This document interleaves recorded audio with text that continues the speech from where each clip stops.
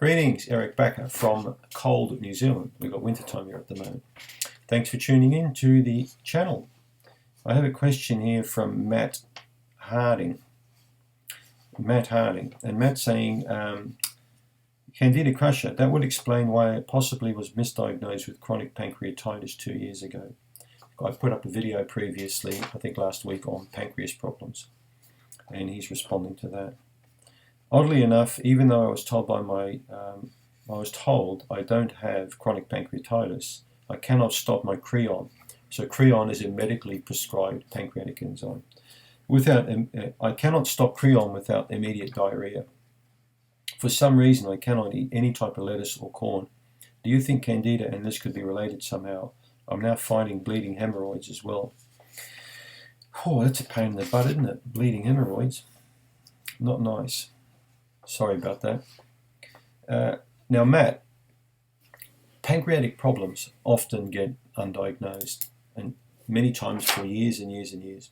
In the last 2 weeks alone, I've had about 5 patients with pancreatic problems.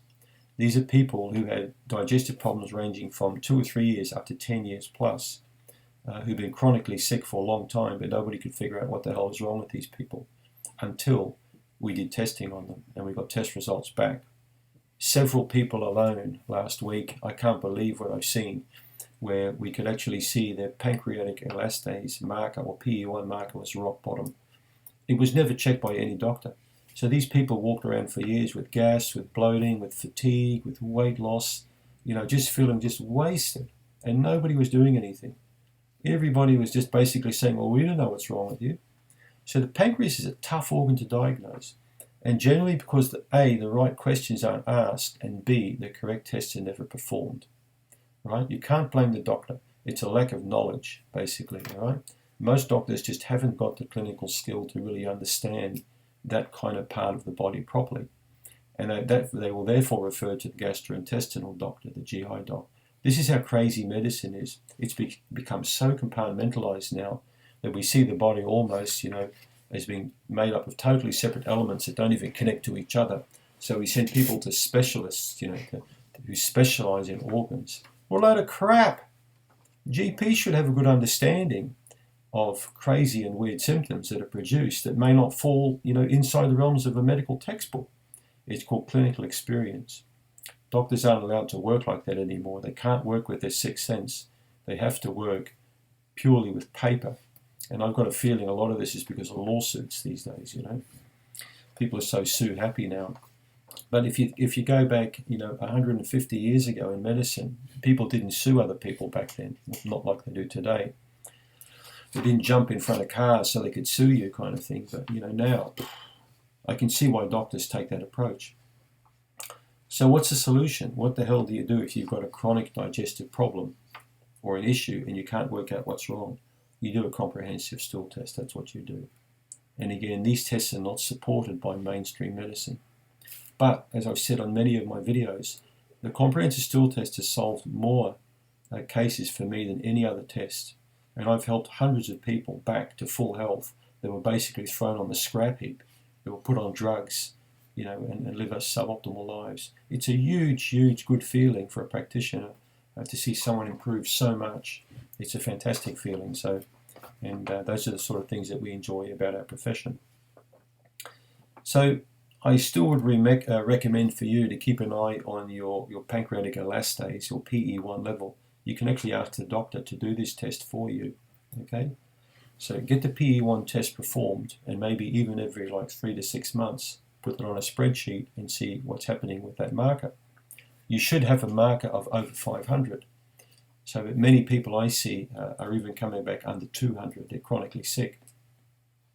And in some cases they're told they're celiac. In some cases they're told they're hypochondriacs. In some cases they're sent to psychiatrists. When in fact the person who sends the person to psychiatrist should go to the psychiatrist first, in my opinion. Do you think Candida could be related somehow? Not really. I don't see Candida related to chronic pancreatitis. The pancreas can get sick for a whole bunch of reasons. Often a big stress precedes a pancreatic problem. Now that can be an alcohol stress, there can be a diet soda stress. It could be a Coca-Cola stress. It could be a junk food kind of stress that the person went through for a period of time. But something happened.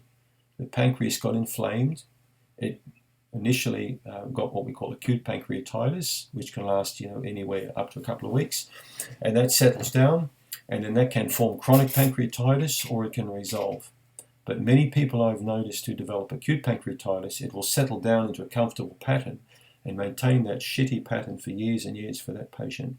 So that patient will slowly lose weight, they'll get increasing fatigue, they'll end up with a bowel problem, they'll end up with all kinds of digestive issues.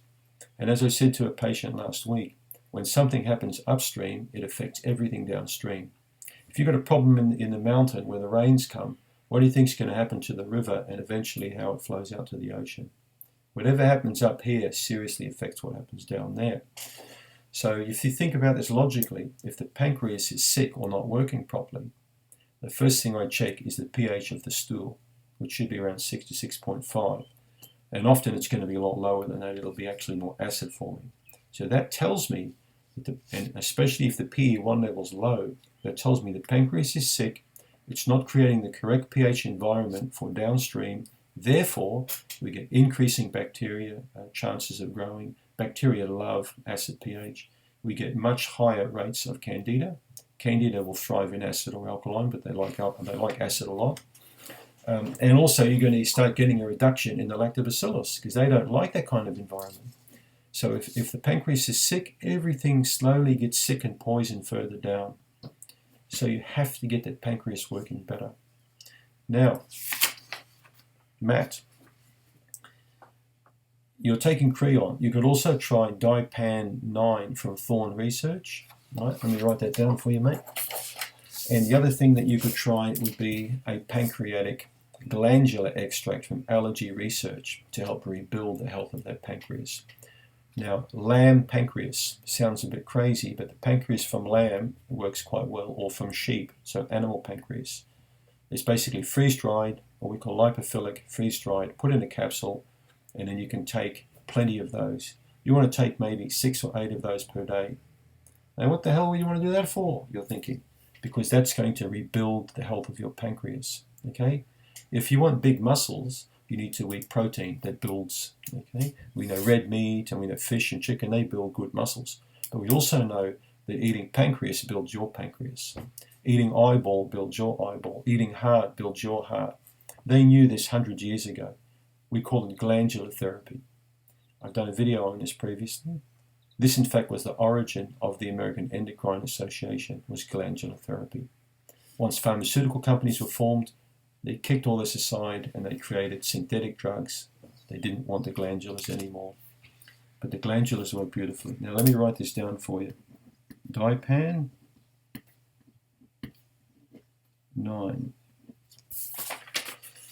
DiPan-9. Okay, that's a supplement that's specific for pancreas, and it's from a company called Thorne Research. It's a beauty.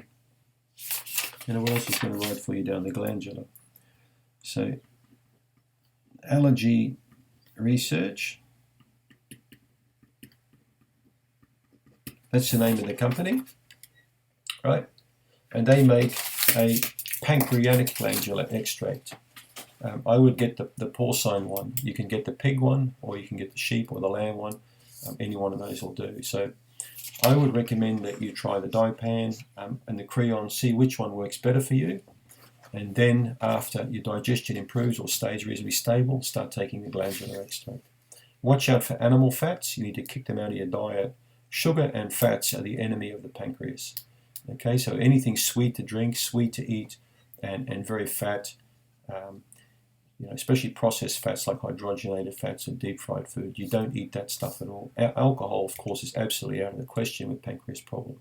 It's the worst thing that you can drink. So I would just drink herbal teas or water, and I would eat fish and very low fat meal, and that's going to support the pancreas. Thanks for your question, Matt.